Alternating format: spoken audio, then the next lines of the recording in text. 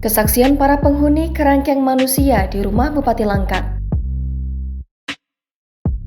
Dua orang penghuni kerangkeng di halaman belakang rumah Bupati Langkat terbit rencana perangin-angin buka suara terkait kondisi sehari-hari warga yang tinggal di tempat serupa penjara tersebut. Salah satu warga penghuni ruangan, Jeffrey Sembiring, mengaku bisa melakukan pekerjaan sehari-hari dan berkomunikasi dengan masyarakat. Dia juga mengaku mendapat gaji untuk pekerjaannya di kebun milik Bupati Langkat terbit rencana perangin-angin.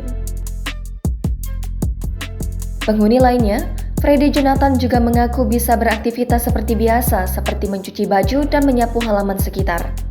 Terkadang, dia juga berolahraga pagi hari. Menurut istri seorang warga yang tinggal di kerangkeng itu, Hana Sitepu, suaminya mendapat makan 3 kali sehari dengan layak. Hana juga membantah isi pemberitaan media yang menyebut kerangkeng tersebut dibuat untuk perbudakan. Pelaksana tugas Kepala BNN Kabupaten Langkat, Rusmiati, mengaku sedang melakukan asesmen guna mengambil keputusan pemindahan warga yang tinggal di kerangkeng. Warga tersebut akan dipindahkan ke tempat rehabilitasi atau dipulangkan ke keluarga.